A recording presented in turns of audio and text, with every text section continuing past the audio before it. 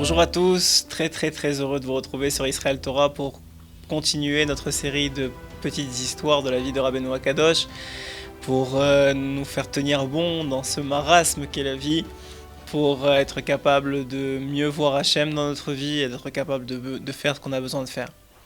Rabbi Nachman de Breslev nous a enseigné la chose suivante. Ne croyez pas, il nous a dit, que les pulsions et les envies ne l'assaillaient pas. Bien au contraire.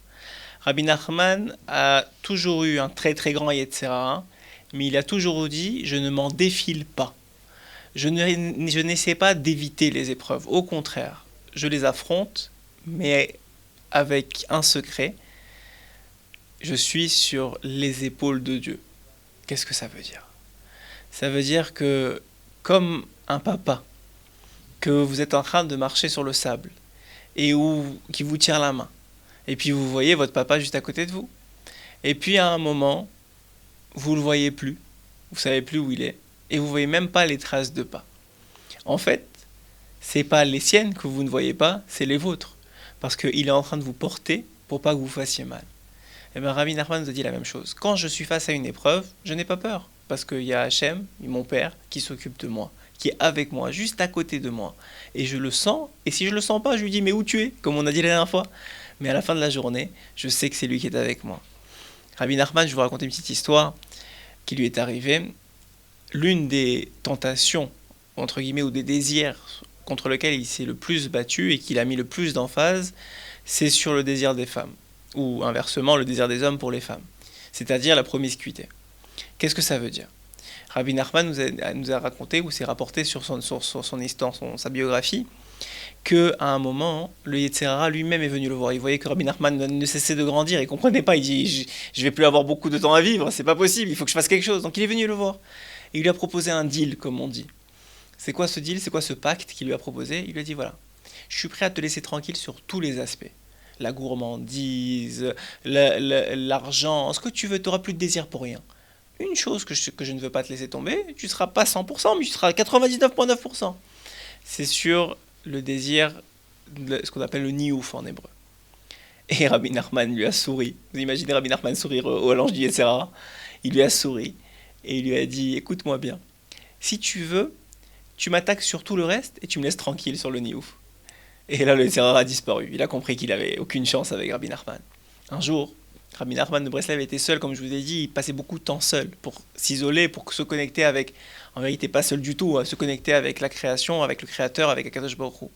Il était dans son grenier, en train de prier. Et puis à un moment, il y a une femme qui monte dans le grenier et qui commence à le séduire. Elle commence à le séduire, à presque se déshabiller. Quand il comprend ce qui se passe, il se jette de la fenêtre du grenier et se casse la jambe. Il n'a jamais eu peur de quoi que ce soit d'autre, si ce n'est que de fauter. Si ce n'est que de s'éloigner d'Hachem.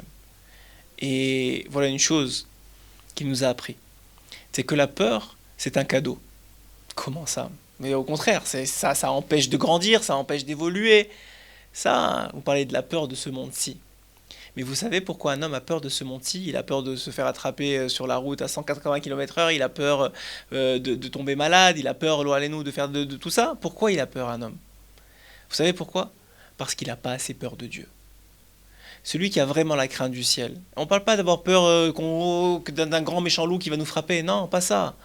On parle de la crainte révérentielle, c'est-à-dire du respect, de la grandeur de Dieu qui s'occupe de nous alors qu'il est infiniment, des milliards de fois plus grand que tous les plus grands qu'on n'a jamais imaginés. Lui s'occupe de nous, combien on doit le respecter ? Combien on doit le craindre de respect ?